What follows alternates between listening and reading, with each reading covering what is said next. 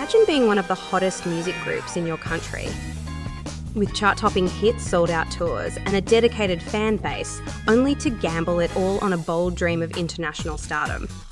That's exactly what the Wonder Girls did. They weren't just another K-pop group. They were the K-pop group of the late 2000s, trailblazers who paved the way for future global stars. But what happened when these Korean sensations set their sights on breaking into the US market? Well, it was a journey full of ambition, triumphs, and some painful lessons. Let's start in 2007. The Wonder Girls, under the management of JYPE Entertainment, stormed onto the scene with their catchy tunes and retro vibe. Their first single, Irony, caught attention, but it was Tell Me that truly made them a sensation. Tell Me became more than just a song. It was a cultural phenomenon. The Tell Me dance spread like wildfire across Korea, with everyone from school kids to office workers imitating their moves. Then came So Hot and Nobody, further cementing their position as K-pop royalty. But the Wonder Girls weren't just popular because of their music. They represented a new era of Korean pop culture. Their fashion style and music were all trendsetting. They were literally the group that had the country buzzing. But their meteoric rise in Korea wasn't enough for JYP Entertainment. The group's mastermind, Park Jin-young, had a bigger vision. He wanted to take the Wonder Girls where no other K-pop group had gone before, the US. It was ambitious, bold, and, as we now know, risky. In 2009, the Wonder Girls made their American debut with an English version of their hit song Nobody.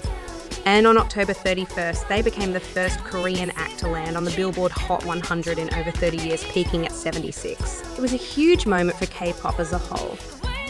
But behind the scenes, things weren't as glamorous. Breaking into the US market is not an easy feat for any artist, let alone one coming from Korea with a different language and culture. The Wonder Girls faced numerous challenges. They had to practically start from scratch, performing at small venues, radio station events, and even opening for the Jonas Brothers on their US tour. It was a stark contrast from their massive fame in Korea. They also had to navigate the different dynamics of the American music industry, which wasn't exactly familiar with or receptive to foreign acts at the time. The girls were still learning English, doing media appearances, and trying to maintain the Korean fan base all at once. Despite their hard work, they struggled to find consistent success in the US market. And then there's the cost of this move. While they were away trying to conquer the US, the K-pop scene back in Korea was evolving rapidly.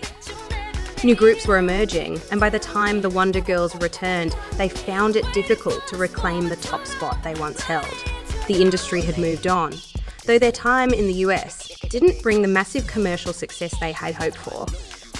It's important to remember that they were pioneers.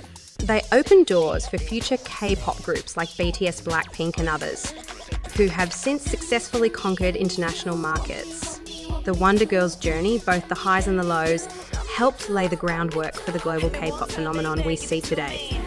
Sometimes being a trailblazer means you take the first step and make mistakes so others can follow a clearer path. Their journey to the US was far from a failure. It was a necessary step in K-pop's evolution.